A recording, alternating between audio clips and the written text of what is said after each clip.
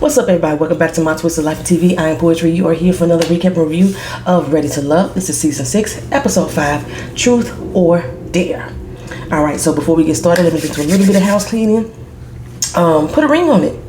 For those of y'all who watch that show, a lot of y'all do. It returns back to the OWN network on March 27th. We have 3 new couples. There will not be a casting video that I will do for it. I just talk about them during the first episode. They look to be a lot more mature than the previous seasons, although they are still in the same age group, for real. Okay, I will be reviewing again. Y'all like my new glasses? Y'all even notice I had new glasses? They kind of more masculine. These are Dickies, you know. I got a little brown tint on the lenses this time. Usually I do the jet black or the charcoal gray that turns black. But yeah, since I got my little, fro going, I got my little masculine energy up in here. And I kind of look like Lenny Kravitz did in Hunger Games, don't I? Like I could be his sister. Whatever. Okay, so anyway, let's go ahead and get to this show. I have a petty moment that I'm about to bring up right now. A petty pet peeve of mine.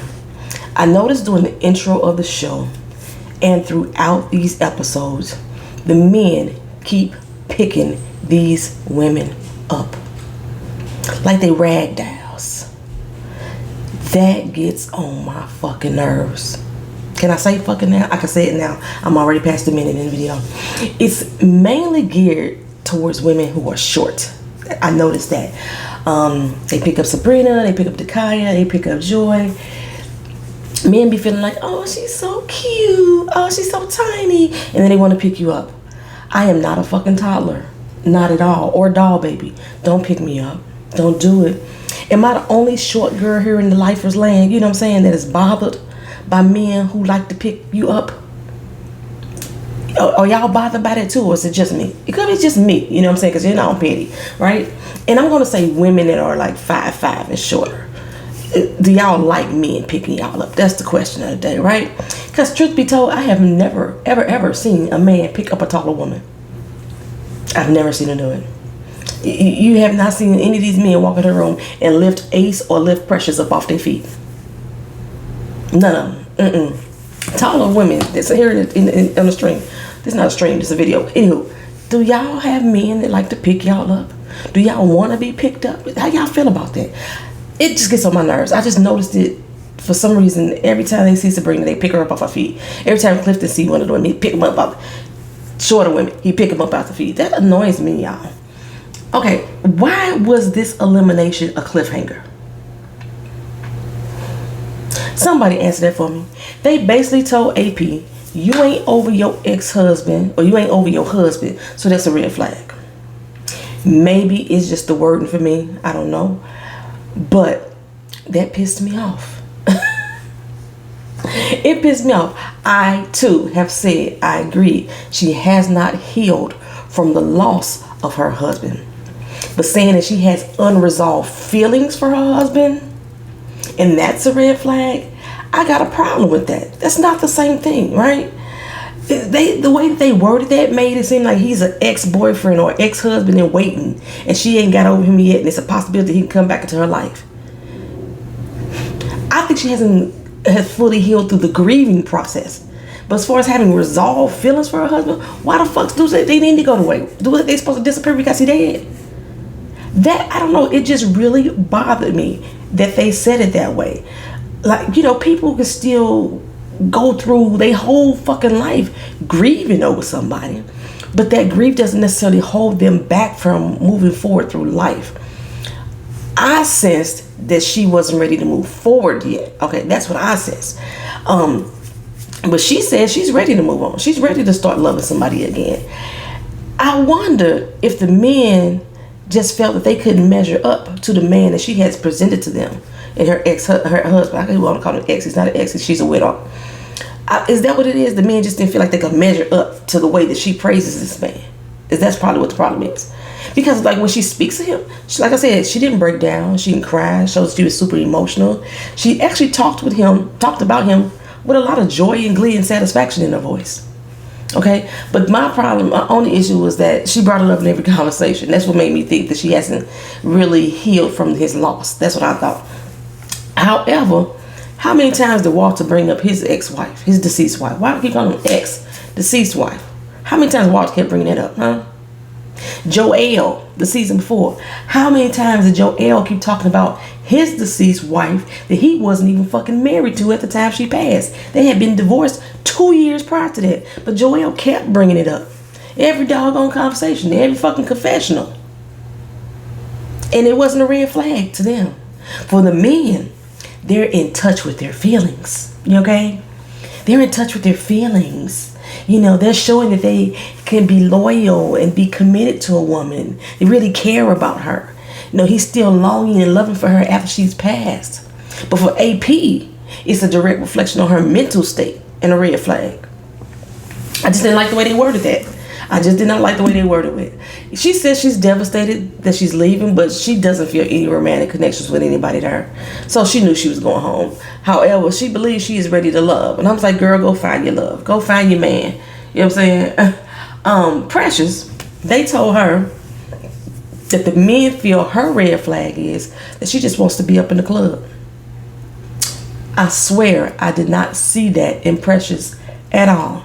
In none of the situations, none of the conversations, none of the confessionals, that Precious presented herself as a party girl. I didn't see that at all. Okay? I think it's ridiculous of them to be at a party and not want to party or get mad at somebody for partying at a fucking party. Okay? I asked last week, was I the only one who didn't see thirsty aggression out of Precious?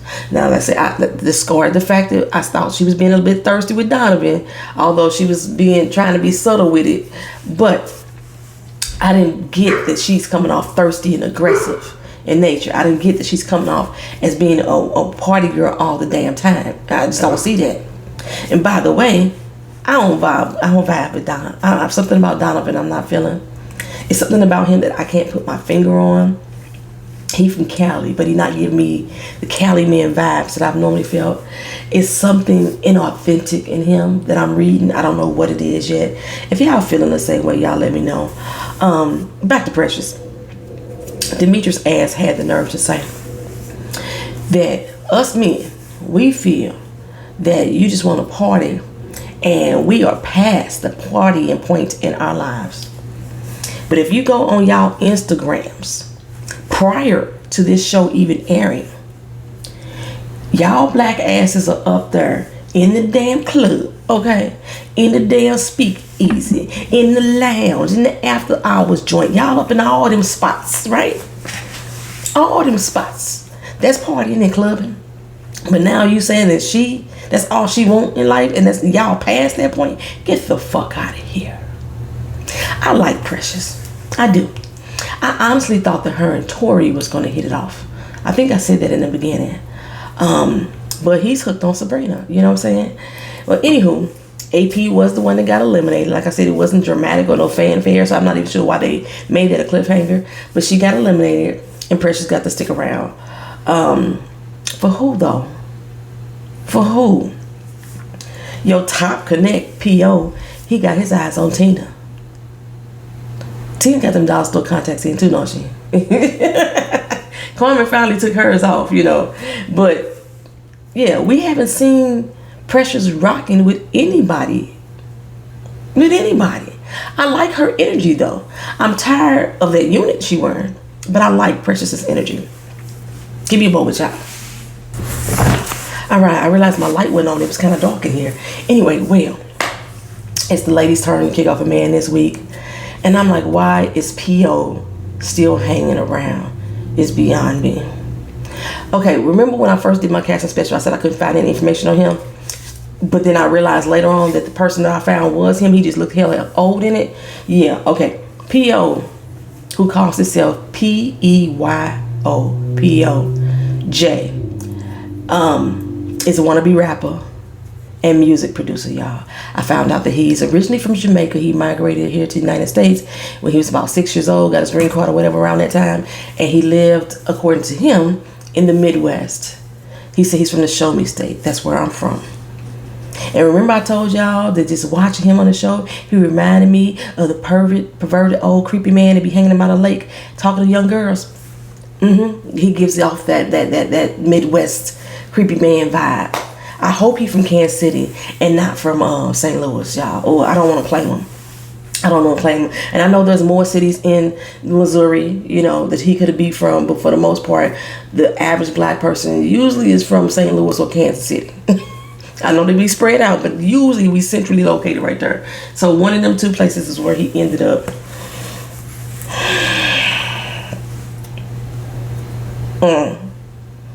I couldn't remember what they put down as his career, though. If y'all can remember what they put down as his career when they put his name up, because I try not to look at his ass when he on screen, right? Yeah. So, but yeah, music producer is his career. And now I wanted to watch to see what job he claimed, but I forgot to do it because I noticed that Ace's job keeps switching from a yoga instructor to a philanthropist. They flip-flop it. If y'all watch the episode, if y'all watch it back, notice that Ace's job continues to change from a yoga instructor to a philanthropist. Anywho, after Tommy leaves, we finally see the food that Eric prepared. You know, he's in his element and all. I had to get a chance to showcase my food to my new acquaintances and friends. That's a funny ass way to say that. Just say your castmates. That's it, you know what I'm saying? Anyway, I just realized they get a chef every doggone season. And they always make the chef do the cooking during the doggone cookout. I think it was one season that Tommy supposedly did the cookout. I forgot who was on the grill with him. Anyway, Eric is basically a walking commercial for himself. He trying to line up gigs. That's what he doing on this show. So everybody's making their plates, everybody except for Carmen. I think she was waiting on Eric to serve her. That's what I thought she was waiting on. But lo and behold, who steps up to the plate? Clifton. He offered her to make his boo a plate. Did y'all hear him call her boo? He made the plate, and when he brought it over to her, he said, "Hey, boo." And she turned around to say, "Oh, you talking to me, right?" And took the plate from him. She even saved him a seat. Now it's on the opposite side of the table than what she was sitting on in the first place. Because first she was sitting next closer to where Eric was at. She moved to the other side of the table, saved Clifton a seat. He brought her the plate. Now, he didn't offer Joy no plate. Mind you, Joy was one of the first people in line to get her food because she liked to eat. But he didn't even look up at Joy and say, "Hey, you good? You got everything you need?" She could have been forgetting a napkin, some salt and pepper, something like that, you know. He didn't. But he made sure he catered to Carmen. I don't know what the hell Carmen and Clifton got going on off screen. They're getting a little bit cozy, a little bit tighter. But I do believe it's because of her that she ain't rocking them baby blue Jesus eye contacts no more. I do believe that. Well, to set dinner off, Laverne wants to play truth or dare. I'm like, Precious, here we go with the bullshit. It's time to start getting into everybody's business. Okay? It's about to be messy. That's all it's about. That's all it's about. Laverne dared Tina to touch the chest of the man she's interested in. You know, everybody like, oh, getting excited. They, you know, because Tommy brought her in for Wiley. So everybody looking at Wiley and cheering and egging him on. And she went straight to P.O. Now, we knew that she said she liked older men, but Wiley didn't know this, right? Wiley heard a third party from Paul. But everybody looking at him like, dog, what happened? How you lose out on that, right? So last week, I said that she reminded me of one of those girls that shop at City Trends, and she puts off this persona that she's more lush in fashion than she really is. Don't get me wrong, I love City Trends. I do. But that's because I'm cheap as fuck, okay? But I don't try to pretend that these clothes are more valuable than what the fuck they are. Anyway, the puffed arm dress, titties popping. You know, how many of those looks do this baby girl have, right? Last week we had on the emerald green shirt that was made and designed that same way. She had it open though, so all the titties was just sitting up there, right? Now we got the mauve dress going on, and you can see that she pinched together the opening so her titties won't pop as much. Yeah, she pinched together with a safety pin. I saw it. I noticed that. I'm like, what color gonna be next, girl? You gonna have the mustard color cat suit that's made the same way with the poof ball arms and the... I'm like, girl. Her whole get up is unflattering. It is. Every outfit that she's had on has been hella unflattering. Actually, every woman on this show, their outfits have been hella unflattering. Now, if I really got to just talk about it, they really do. But Tina's outfits make her look cheap. She's a beautiful woman, right? Body banging, right? She just needs to style herself a little bit better and work on her makeup. Okay. The application, somebody ain't doing it right. But this is the second time that I noticed that P.O. took a shot at Wiley. Laverne was like, okay, wait. 48, 31. And then P.O. gonna say, Wiley know about that life. The fuck does Wiley know what? Wiley know about that life. What? What the fuck that mean, right? Why are you so pressed with Wiley, P.O.? Why are you so pressed with him? I mean, are you intimidated by him? What's really going on? Did you ask him could he use his daddy's records on one of your samples and he refused to do it and now you pissed off at him? What the fuck is your beef with Wiley? What is this jealous nature that I'm sensing from you to Wiley? You feel like you're in direct competition with him because he's the youngest and you the oldest? So you feel like if you could pull the woman that the youngest want to get, then you feel better about yourself? You feel like a man? Is that what's going on? Me and Wiley getting real tired of the shade. When it comes to his age, we're getting real tired of it, right? Especially considering that you're going after women his age. You think Wiley is young and wet behind the ears, but you dating women his age. Precious 34, Tina 31. What does that say about you and your clown ass? Okay, I told y'all, creepy, perverted dad, and I'm sticking to it. I can't stand his ass. I cannot stand him. Joy, she took the dare. Kissed the man she has the best connection with. Who was surprised that she got up and sprinted across the table? Well, around it. She might as well went across that mud to go kiss Cliff. He acted like he was surprised though. He was still sipping his drink. You know, and Joy said, damn right I did it. I sure did. And Carmen, don't you forget it. Don't you forget it. Well, she didn't say those actual words to Carmen, but that's what she meant, right? Because Carmen was like, really, girl? He just fixed me a whole plate. Now, what the hell is really going on? Where'd that come from?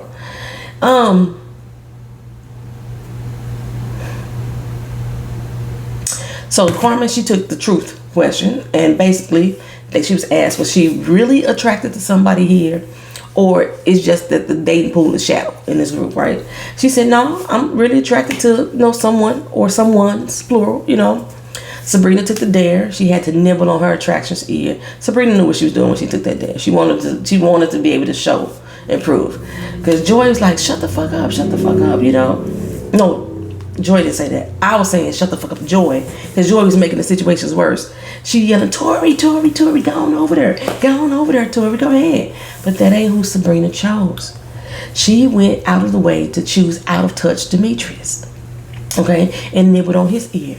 I think wholeheartedly that was a tactic by Sabrina. Because what I'm sensing is Tori is into her. She know Tori's into her. She think Tori ain't going nowhere because she got him locked and loaded, right? So she said, well, go ahead, let me choose Demetrius in this act so he don't feel slighted, so he don't go nowhere either. That's what Sabrina did. That's what she did. Sure did. Tori was like, oh, she had to think about that shit, He was not happy at all. Demetrius took the dare. It was the kiss who he wanted. And of course, it was Sabrina. I mean, that was obvious. Who else is he choosing? He ain't vibing with nobody else. He ain't vibing with nobody else, right? And Tori was like, okay, well damn, okay. Not only did he kiss her, she double kissed him back with a smile. He said, okay, well, the ladies need to send a man home this week. Might as well be me. I'm going to pack my shit up. He was in his feet. He was hurt. He was pissed. He had just brought her ass cupcakes and everything to a goddamn pool party that he didn't even realize that she was supposed to be at. Okay? But he brought them damn cupcakes for her just in case she showed the fuck up. So he got up and he walked away. So then they had this little fireplace scene at the end. Trust me, the way that everybody was coupled up doing this fireplace thing, that was hella staged. All right, that's all I'm going to say about that. So after they leave the doggone house, Precious and Joy, they set up a group date on an obstacle course with Wiley, Clifton, and Demetrius. Demetrius, I figured, should do good because, he's a former military. We had to do obstacle courses in the military all the time. But the date itself, make sense. I didn't understand that. I could see Cliff being there because that's who Joy is interested in. But the other matchups, First of all, why do we keep having an odd number? Anyway, Precious said it. She said the same thing I was feeling. None of these people are my top connections. So I guess I'm just going to feel these people out, right? Precious, she tried to make an appeal to Demetrius, who basically already got his mind set up about who he thinks she is. He thinks she on some bullshit. She flat out said, I do not want you to think that that's the type of person that I am. So yes, I'm going to prove myself to you so you could know that I have layers, that you could peel back layers from me. And he was like, so is she just saying it just because she was about to be eliminated? Well, yeah, that's what she's supposed to do, right?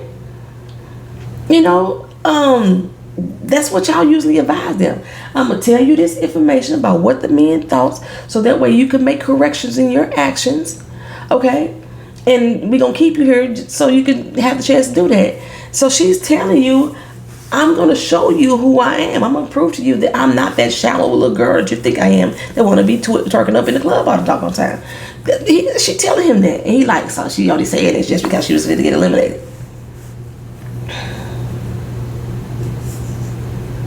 Precious, why are you into Demetrius anyway? I just don't understand that.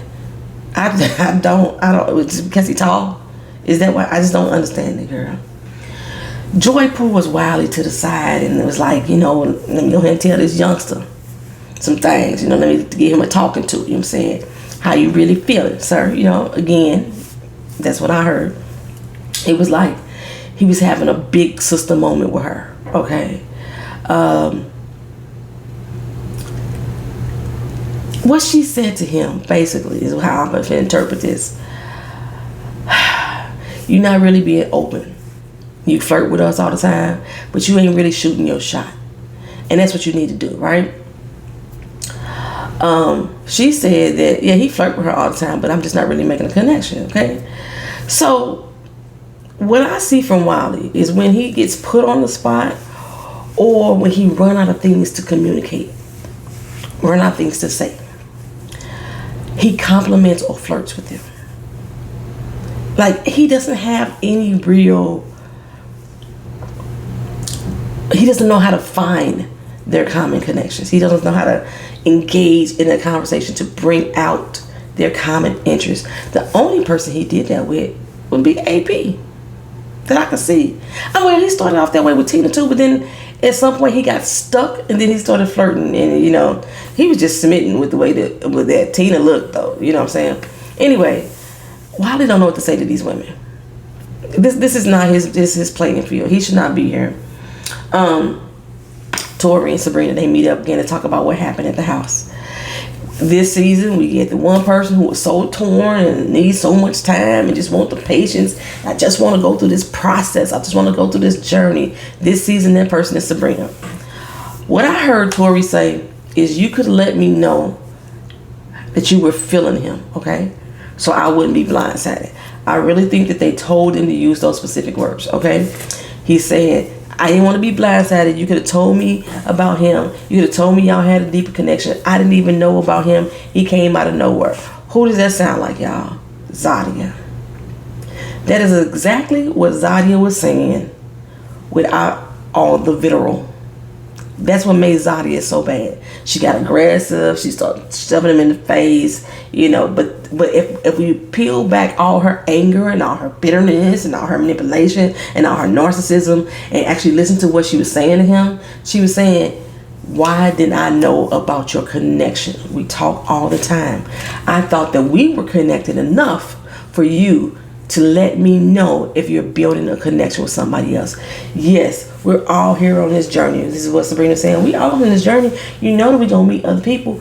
Yes, we know that. I know that you're going to meet other people. I know you're trying to connect with other people. But what I did not know is that you have made a connection with another person. So when this situation like this happens, now I feel like I've been blindsided. That's basically what Zadia was saying too last season. I thought I said it. Maybe I didn't say it because I was so arguing about her being a bitch. But that's basically what she was saying last season. That's what Tori was saying this season too. But like, you know, he said he's a bit old fashioned. This process is short. He don't want to play no fucking games, right? Sabrina asked, are you not willing to sit back and play your position? My words, not hers. Until she figured things out. And he like, it's cool, you know. I like you. I'm gonna go ahead. Just communicate with me. That's all. I may move a little different, but I'll be here. And that's what I said she was expected anyway. Like I said, when she was doing the Truth or Dare, I felt that that's what she was doing. She knew that Tori wasn't gonna go nowhere, but she wanted to make sure she kept Demetrius. So that's why she did it the way she did it. I honestly do not see her with either one of these men. Not either one of them.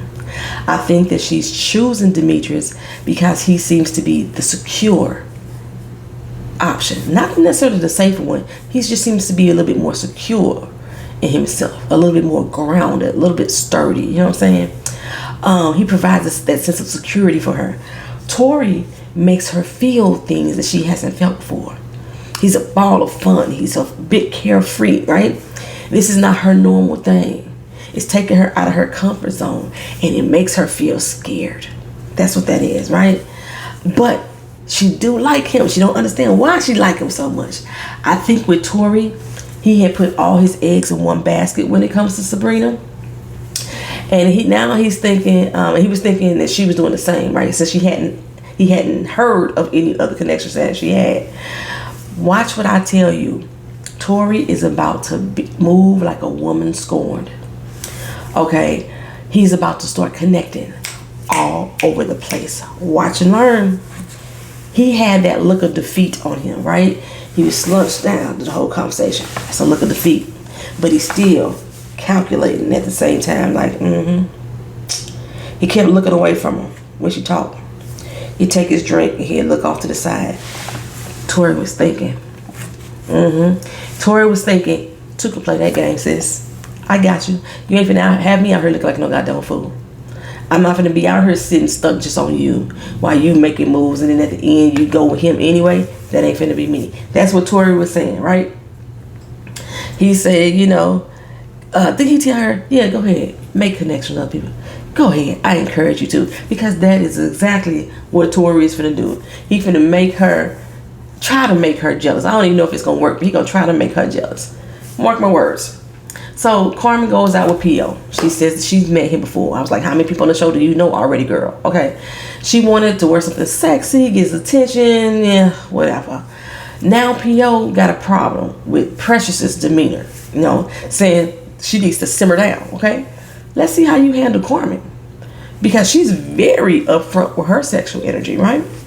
Well, Tina and Donovan, they hook up, they go out. She really liked P.O., but Donovan got her eye too. She know P.O. old as a motherfucker, not just in his age. He has a prehistoric mindset. And for Donovan, she could see it on his face, all that salt and pepper gray, right? They both have children, Geminis. Hey, you know what I'm saying? Geminis are the best. Go argue with your mom if you think differently. Y'all know y'all be hating on some fucking Geminis. Y'all be hating on us. Y'all be hating on us. So it's refreshing to hear them compliment their Gemini children in the manner in which they were doing, okay? Gemini's in the building, right? Okay, anywho, she talked him into feeding, Tina talked to Donovan into feeding his duck. And I almost said dick, I did. Carmen, she got Paul's pickle. Okay, it was so much sexual innuendo there. I think the thing that bothers me the most about all this sexual innuendos and jokes they be having with each other is because they do it with everyone. At what point in these behaviors is there going to be a genuine reaction to the person that you're with just because it's them, not because this is something that you do with everybody else? You understand what I'm saying? They literally flirt with everybody in the exact same way. Remember we said that earlier about Clifton and them? He literally acts the same way with every woman.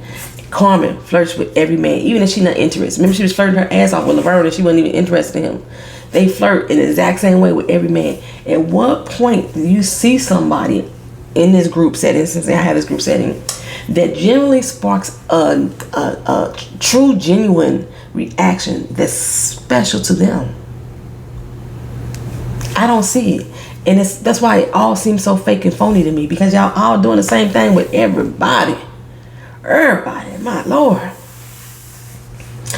Okay, so anyway, Carmen said that she like a man feeding her. Come on, lady, y'all know y'all like a man to feed y'all. Ladies, do y'all like y'all man to feed y'all? Me, no. Like I said again about being picked up, I'm not a fucking toddler. I don't need nobody feeding me. Okay? Not the way how Carmen did it, no. If Donovan would have offered to feed Tina some of his duck, without her saying, you're not going to feed me, I probably would have been fine with that. I've shared food with the person I'm with, but I'm still on We ain't drinking out the same glass, so we damn sure ain't finna eat off the same fork. I just met you. No. I do appreciate Tina eating her food though, because other than that piece of duck off of Donovan's plate, he hadn't touched his food. I'm like, y'all finna waste all this good food sitting up in front of y'all. Anywho, here we are. It's week 5 or episode 5, and we ain't really seen much of Ace. We ain't really seen much of Demetrius.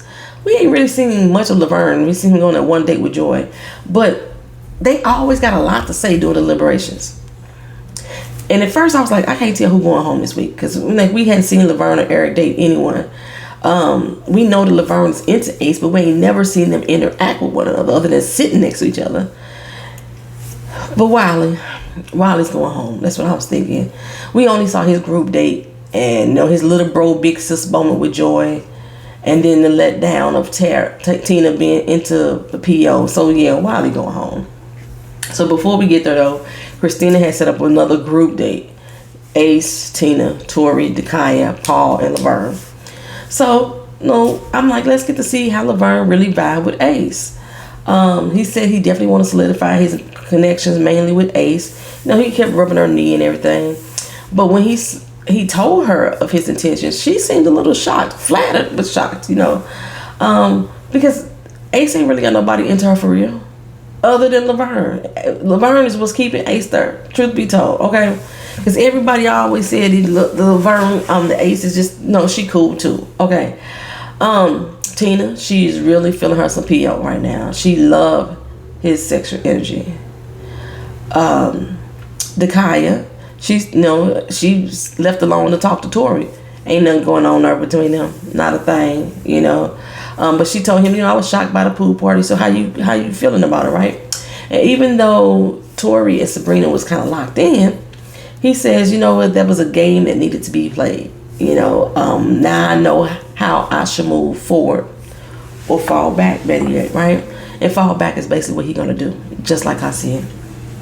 So Paul, like I said, he said he was from the Show Me State, whatever.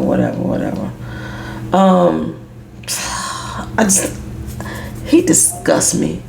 Anyway, as the night progresses, the music gets to playing, they start to dance, and Ace, baby girl, you twerk like me, sis, and that's not a compliment. I'm more of a worker. You know what I'm saying? I wind my waistline. I slow wind. I'm that type of girl. Twerking ain't my thing. I gotta know my lane. It's fun to try. I told you I could only make one booty twerk at one time. You know what I'm saying? It's fun to try, but me and Ace, baby, we can't twerk. That was not a twerk, Ace. I'm sorry, girl. Anyway, Ace mentions that her and Tori are vibing. I already knew this because before the show even started, I told you that they both was on the poetry scene together. They even started a podcast together before the show even started. Tina, she making her rounds. She want to get to know everybody. Dakaya didn't have no role there. She didn't have no purpose there. But Tina, I think Dakaya's only purpose was to get out of Tori how he felt about the situation. Just like Wiley's only purpose of coming to the other group date was for Joy to get information out of him. That's all that was about. Anyway, Tina was telling Laverne that she's late to the game and she's trying to get to know everybody. He like, you know what? I'm just gonna let you do your thing, and if it's time for us to connect, then we'll connect. Well, sir, isn't this the time for us to connect, like right here, right now, while we in here together? On this date together, we should be trying.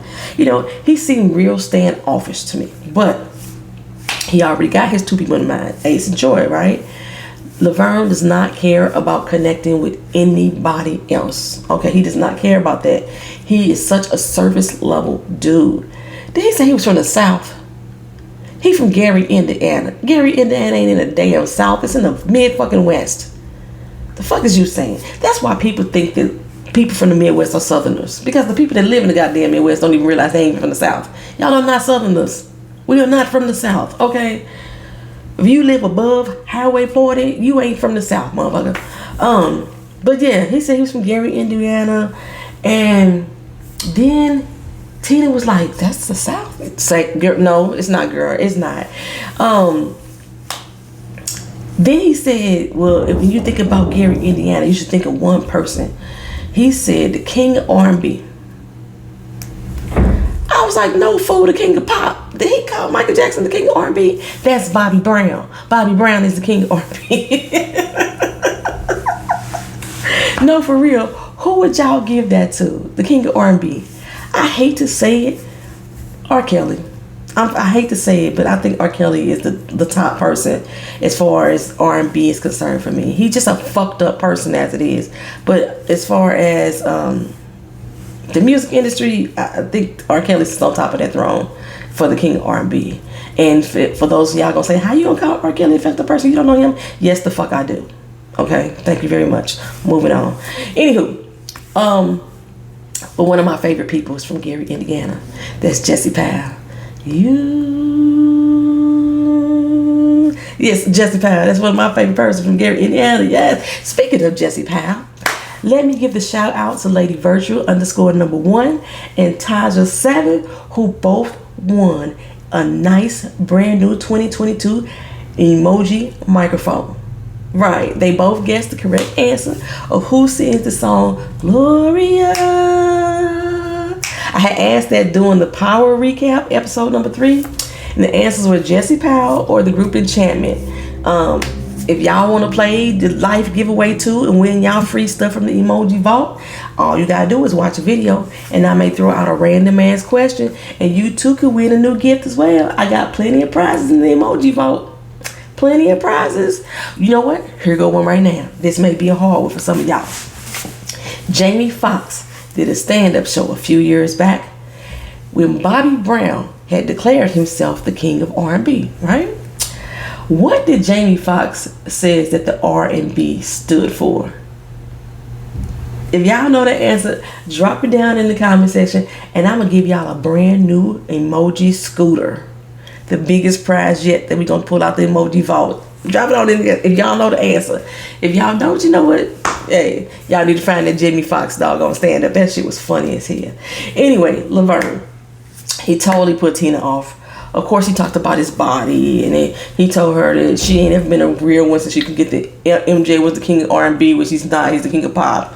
But she's like, that's a no. Okay. And no, we didn't get no deeper information from Laverne and Ace. I still didn't see what the fuck the connection was other than him putting his hand on her knee. Do they even have a connection for real? What is it that they talk about? I would like to see that, okay? Tina, you know what? Depending on angles, Tina gives me a little Kenya Moore. Am I the only one that thinks that? Depending on the angles of her face, she looks like Kenya Moore to me. I told you she's a beautiful girl. Anywho, so deliberations. Tommy wants to know what happened after he left. We already know what happened, so I'm not going to go over that. So the top people. Tina's top is P.O. and Donovan. Carmen's top is Eric and Paul. Of course, you know, Clifton was in there, but Clifton threw her for a loop. Dakaya says Paul and Eric. I'm so surprised Paul if he getting all these little top seats. Ace says Laverne and Tori. Only reason why Dakaya said Paul, though, because she said the way he danced, he's fucking Jamaican. Anyway. Well, he left Jamaica when he was 6, but if you go back home, you still Jamaican. Anywho, Precious, she's still saying that Paul and Donovan. Precious, honey, neither one of those men are feeling you like that. P.O. and Donovan are not that into you, Precious. I just want you to recognize it, because even if they telling you something different off camera, their actions on camera is saying a whole lot more. They not feeling you. Speaking of not feeling, Ace ain't feeling Clifton. They the homies, you know what I'm saying? That's the same thing he said about her. And that's when we've learned that Carmen, it was put off by the fact that Joy kissed Clifton. And that kiss. She was like, I thought me and him was vibing, so now I'm side-eyeing my connection with him. And I was like, but you wasn't side-eyeing your connection with Eric with the kid in the mix? Well, since it is a competition for Joy, it's a competition for Carmen. She must not really think that she could win against Joy, but she thinks she could take the key out. I think that's what it is. Anyway, I think I was watching J Dub's recap last week, and he mentioned that Eric really didn't say that Carmen was number one. The word choice that he used was that my mouth is going to say that you're number one. Okay, so maybe he's doing more gameplay on Carmen than on Dakaya, as I had originally assessed. I need to see more. But of course, no one is feeling Wildy at all. He's the homie. Laverne is next on the list. I don't even know why they was even showcasing Clifton. Like, he ain't going no god doggone where. Laverne and Wiley is our two, and Wiley, of course, is going to go home. We all know that. And it's J-Dubs. I'm bringing you up again because I can totally see it now. He has said in his recaps and reviews, if you're not watching this channel, go on and run over there and watch it. He has said that these women look old and young at the same damn time. And when we saw Dakaya meet up with Wiley at the end, that was my first thought. She looked old and young at the same damn time. She kind of looked like Patti LaBelle a little bit. She kind of looked like Sheree Whitfield and Patti LaBelle. Yep, that's what she looked like. Anyway, she meets with Wiley. Precious meets with Laverne. I like Precious. I like how Precious called Laverne to the carpet. I just wish she could recognize what's not going on in her own situation with the men she's interested in. She told Laverne that he was fun-loving, kind, guarded, narcissist, and the women can't discern who he's betraying. Facts on facts on facts, girl. Facts on facts. But his rebuttal was, I ain't betraying nobody. I ain't betraying anything. You ladies don't deserve a man like me. I don't trust y'all. Y'all fake. Y'all manipulative as hell. So you have to earn my trust for me to give you anything more of me. Precious say, so you're scared. That's what's going on. That's what you're saying. You're scared. Because you have to be willing to open up yourself to trust someone in the beginning so they can start to come in and be the person that you need them to be, you know. But I don't think you open up for that. I don't. You know what I'm saying? I was hoping and wishing and praying that this would be a double elimination. I was. And although I would have preferred P.O. to be in the lineup for the elimination, I'll take Laverne for now. But we all know Laverne wasn't going no damn well. We all know it, right? Because they want to keep somebody around for Ace. That's all it is. Plus Wiley, this ain't your wheelhouse, Wiley. This is not your wheelhouse. This is just not the slew of people for you. It's best that you go ahead and just leave, find somebody on your own. He said that, you know, he's making his intentions known, but nobody feels that way. Go on, Wiley. Okay? So, like I said, Laverne stays, Wiley goes. He goes out the door, my friend. He go. Y'all, never mind. Anyway, Laverne says these ladies are just judgmental. He said he received what she was saying, but he didn't. He didn't care what she was saying. Because like I've been saying, I think Darlene Tracy TV said this too. He wants to be pursued. He's tapping into his feminine energy and wants to be pursued. He said that the woman that's for him is going to come to him. So he is confident he ain't going nowhere. And he gonna stay to the end. Okay, girl. That's all I'm saying. Okay. Child. That's the end of this recap and review. Y'all let me know what y'all think. Thank y'all for watching. Thank y'all for being here each and every week. And shout out to any viewers who are here from Kamisha Reviews channel. She has shared one of my videos. And I appreciate her love and support. Make sure y'all check out her panels that she do each week with Really BTV, Stacy from who appeared on Ready to Love. I do not remember all the other ladies' names. I'm sorry, y'all. But yeah, they do a really good panel discussion. You know, kind of how like Little Black Book does on his channel too each week. Yeah, they do a all ladies panel discussion and usually gets pretty heated and pretty funny at the same doggone time. Thank y'all for being here. Thank y'all again. Like, comment, share, and subscribe. Peace.